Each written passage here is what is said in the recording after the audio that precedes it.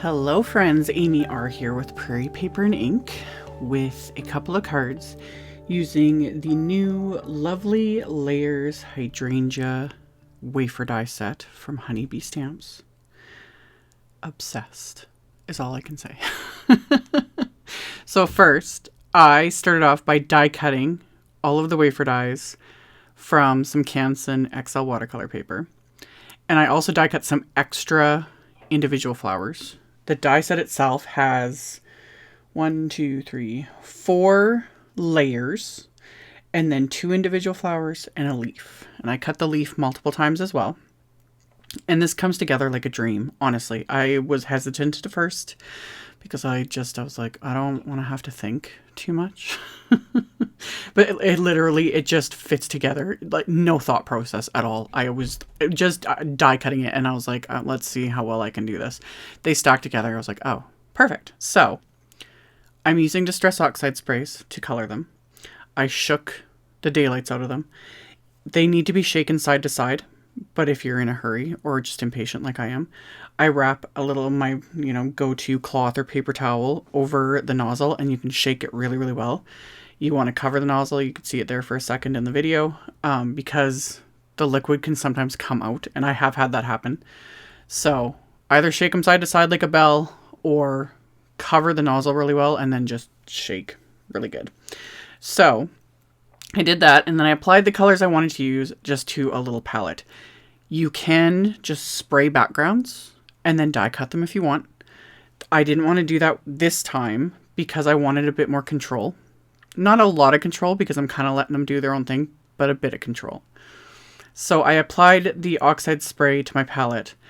I wet all the areas, so I'm starting with the leaves first. I wet them with just clean water. And then I'm just picking up the colors with a brush and just tapping the brush onto the leaves.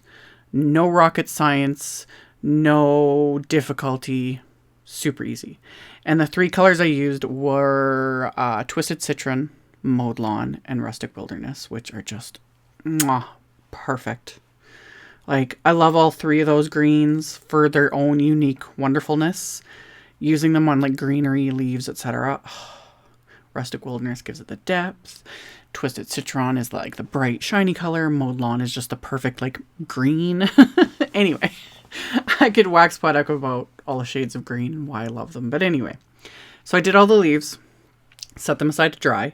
I'm going to do the same process for all these layers. And it's going to look like a hot mess, but it all comes together.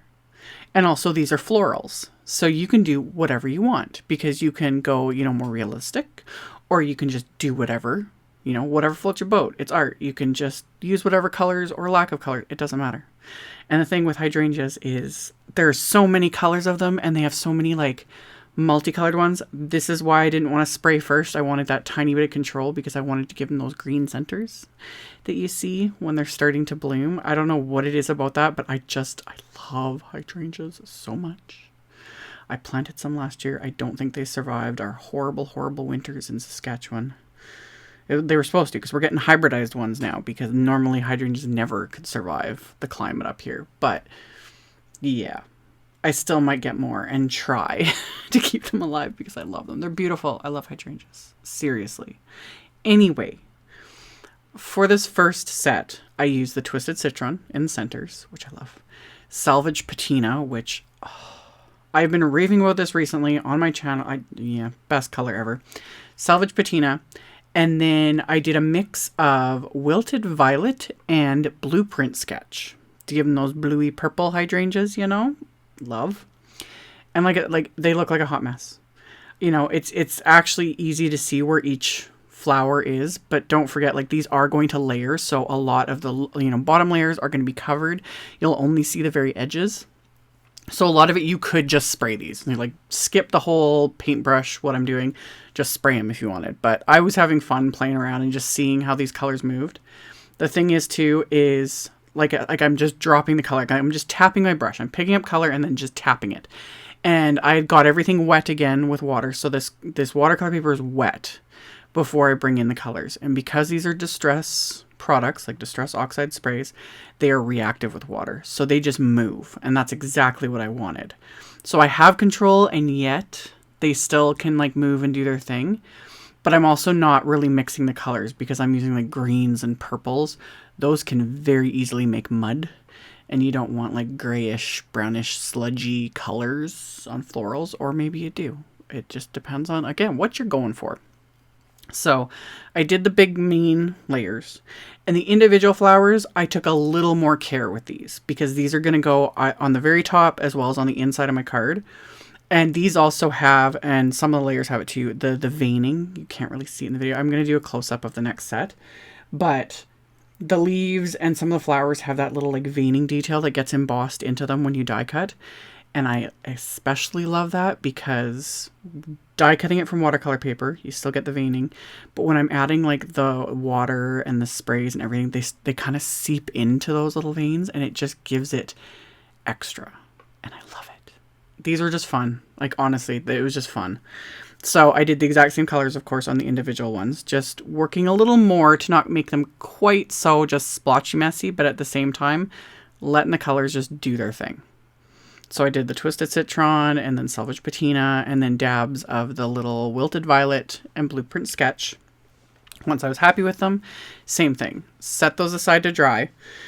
And then I did a whole second set because, of course, and because just like in real life, I can never decide like what colors to go with when it comes to like plants and those sorts of things, even though I genuinely struggle trying to keep plants alive. But I'm in a greenhouse or anything like that, I'm just like, I never know what, it's like, I want one of each, please. I need like a yard 50 times the size that I have. Anyway, with this set, I started again with the Twisted Citron because I wanted those little, you know, green centers. Salvaged Patina again because Salvaged Patina is life. It just works with everything. And then I'm going to add Picked Raspberry. And again, this is going to look like a hot mess because these are the like random layers. You see some of the outer layers like as this builds up. But yeah, I'm not too concerned that these need to be perfect. The parts of the die cuts that I can see that have the veining, I know those are going to be the ones that show up even with all through the layers. So those areas I was a little more careful, you know, not to let things just completely go all over the place. So I added Picked Raspberry, and then I go back in and I actually add a little bit of the Wilted Violet as well because the purple was too perfect not to add. But same process. I wet everything with clean water, just sprayed it down, wiped it with a, you know, clean paintbrush, and then drop in those colors so they just move. And I love, and I'll actually see in a second here just how much these can move because I'm going to do 2 quick little mini backgrounds, which I will get to. So I did those base layers, and then I'm going to do the exact same thing with the individual flowers. So they were die cut, sprayed them with water, paint on the colors. And yeah, like I said, you could die cut these from just white cardstock, 'cause, you know, white hydrangeas, beautiful, and then do a multicolor background. That would look beautiful. Or just die cut them from color cardstock. Skip all of the color smooching or whatever. Or spray some splattery fun backgrounds and then die cut them, put them together. You're good to go. You could also do this with inks versus sprays. You use distress inks, distress oxide inks, watercolors, anything water reactive. That would work too. Sky's the limit, you guys. Sky's the limit. I'm just like getting ahead of myself with like 50,000 ideas. So anywho, did these flowers, and then I grabbed a scrap left over from die cutting everything. This I am just applying squeezed lemonade and then a bit of the Twisted Citron oxide sprays too. This is, I'm going to die cut there's a little wafer die in the set that cuts the flower centers, and it's small. So it was easier to just do a larger piece, and then I'll die cut it a couple times with the wafer die. You can kind of see them off there to the side, all those little kind of circle-y pieces. Those were the flower centers, because I was not going to fiddle with, you know, a bunch of individual die cuts to color. It was like that was easier to just do a little mini background. And I'm going to do another mini background in a second. But this is how easy these layers come together. They just fit. This was designed so well. You just line them up. That's it. Simple. I just put dabs of liquid glue behind each of the flower centers. That's all you need for adhesive, because you're just adhering paper. And then you just go from basically the largest layer to the smallest. And that's it. It was so simple. So I put my final just individual flower there. And then I'm just going to adhere little flower centers, and the cluster's done. Like, it's so simple. It's so simple. I love it. So I adhered the little flower centers, and then I'm going to repeat the process with the pink set, doing the exact same thing. So dabs of liquid glue right behind each of the flower centers, and just stacking from largest to smallest. And they just fit in. Like, you don't even have to think. They just work. So once I've got those adhered, I'm going to adhere the last little individual flower to this cluster. And then I'll also adhere the flower centers to the individual flowers that I'm going to use as well. So once those were all adhered, I started thinking about my sentiments. And I'm going to use the Bitty Buzzwords wafer dies, another favorite. And I die cut the word friend from black cardstock that I'm going to stack together. But the outline, I decided I wanted it to kind of match the flowers. So I took this larger scrap of the watercolor paper, and I'm just kind of directly applying the sprays from the nozzle to these. And you can just see how they move, because I got it wet with just clean water first. And I'm just dropping in these colors in the same scheme as each one. So the top one is to go with the pink flowers. The bottom one will go with the purpley blue flowers. I added a little tiny bit of the Twisted Citron, just tiny bit, because again, you don't want to mess with it too much. I let it completely dry, and then I die cut each part with that outline for the friend wafer die. And then the actual word, I had stacked together 3 layers with the liquid glue, just to give it that dimension that I love with sentiments, of course. And then I find it easier, and I don't know why I didn't figure this out sooner. I've been messing around with this for years. But for the dots for the eye, it's easier to just adhere them one at a time to the outline. I don't know. So much easier with little tiny pieces. So I did that twice. And then for my card front, I'm using just the quilted A2 cover plate wafer die. This came out a while ago from HoneyBee, and I'm kind of obsessed with it. So I die cut that from white cardstock. And then I trimmed it down a little bit because I wanted it slightly smaller than my card base.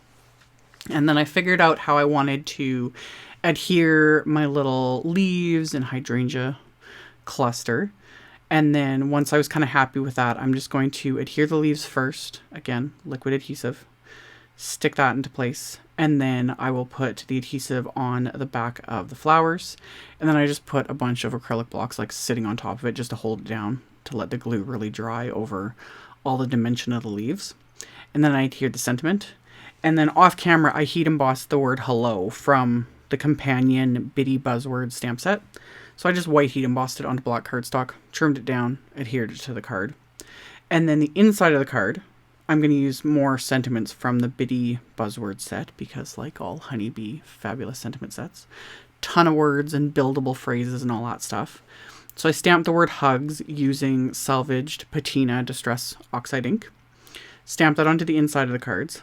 And then I stamped the word sending you with some black, like VersaFine Nocturne ink. And then I have a remaining leaf and then some of the individual little flowers. So I adhered those. And then I just made sure to adhere the proper card front to the card base. So, you know, it's matchy-matchy from the inside to the outside. So I just applied liquid glue to the card base, or the card front, adhered it to the card base. And that finished off these cards. I didn't add any bling, I know, or any extra splatter. I really wanted these flowers and the dimension and just those colors to just jump, you know? So I didn't want to distract. And honestly, these were so fun to make. And besides, I will have plenty of cards with the splatter and the bling and all the things, as always. So I will have links below the video to my blog post. I'll have pictures in the blog post. I will have picture links to all the supplies. You can check all that out in the description box below the video. Thank you all so much for watching, commenting, thumbs up, subscribing, hit the bell beside the subscribe button so you get notifications when I upload. And I will see you all very soon in the next video. Bye!